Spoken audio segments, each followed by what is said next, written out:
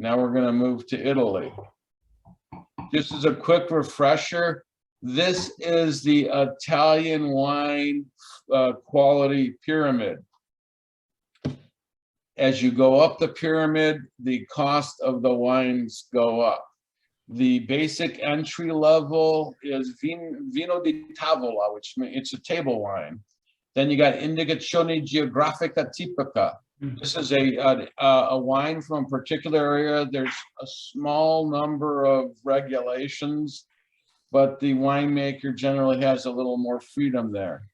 Then you got the Denominazione di Origine non Controlla. It's an area, it's a smaller area where they control the type of grapes you use, the volume, how you plant them, you know, and other characteristics of the wines. And then you got the DCOGs, which has got, it's smaller area than the DOCs. And in addition to having all these regulations, you've got to present your wine to a regulatory panel, and you've got to be certified every few years.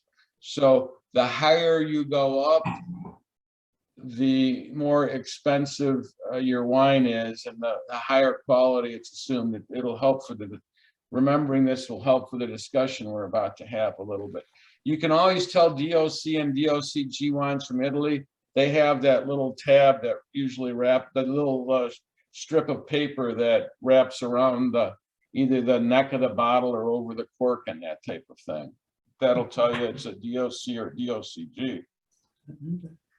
The wine we're going to have tonight is classified as a Super Tuscan or a Toscana IGT. If you remember, IGT is the second level of wine that we're talking about. In Tuscany, red wines once meant Sangiovese.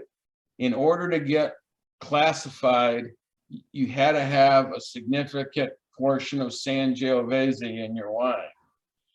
This was true in Chianti, Chianti Classico, Brunello di Montalcino, Rosso di Montalcino, Vino Nobile di Montepulciano.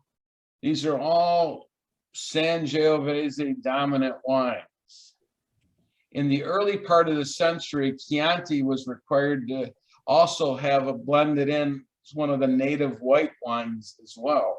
So in order to get a DOC or a DOCG or be classified, you had to follow all of these regulations here. You could make wines from other grapes, but it could only be classified as a table wine. So let's say you planted a Cabernet in Tuscany. It was an amazing Cabernet. Because it didn't have the Sangiovese in it, you could only get classified as a table wine. So some of the locals might know about it, but you get something classified as a table wine and you try to sell it internationally, people aren't going to think it's that good a quality. This is how the Super Tuscan category was created. In the early 70s, wineries, especially on the coast of Tuscany, here's Tuscany in relation to Italy, is this little red area, and here's a little cutout of Tuscany here. In this area, started making quality wines with grapes other than Sangiovese. But like I said, because the classification rules did not allow it, they were only classified as table wines. So they could only, carry the Vino di Tavola classification. Excuse me. These wineries also use smaller barrels, newer barrels, so they sort of changed the quality of their wine. They're a little more complex. They introduced other flavors and that sort of thing, but it was different from tradition. And being Italian, I know that tradition means a lot. There's a wine called Sassicaia. It's a mixture of Cabernet Sauvignon and Cabernet Franc that they made in the area. And it started to get a huge reputation, and all the wine rating agencies rated it very highly. But because it was not primarily Sangiovese, it could only be classified as a table wine. Well, this created a great uproar on all the winemakers. Hey, we're making these great wines, and we're just classified as a table wine. And then other winemakers like Oronaya and other people followed, making these great wines. Well, a wine writer labeled these outstanding table wines as Super Tuscans, so the name stuck. So if you ever go to a wine store or look at a wine list at a restaurant and it says Super Tuscans, it's one of these wines from Tuscany made with non-traditional grape. That's the whole category of Super Tuscans. So recognizing the success of these wines, the Italian government created the IGT classification for wines, which is what a lot of these wines have. So they know it's a higher quality wine. And there's this area here called Bulgari.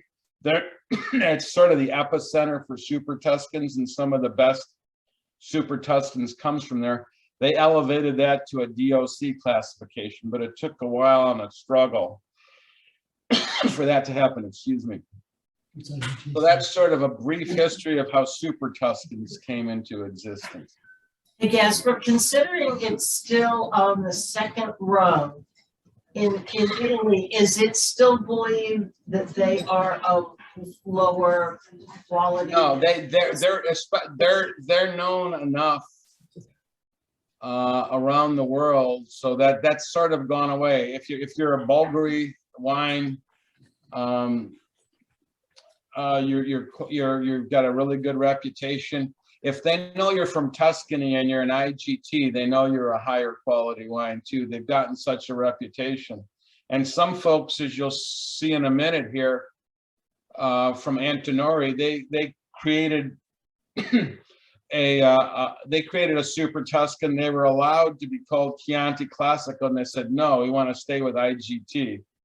So the Super Tuscans have sort of created a breakaway classification, sort of a rogue classification that's got a little bit of style. I mean, it's got a little bit of reputation, that people like it. They like being a little more like rebellious, being classified as rebels and stuff. So some people like the fact that it's outside of the major classification system.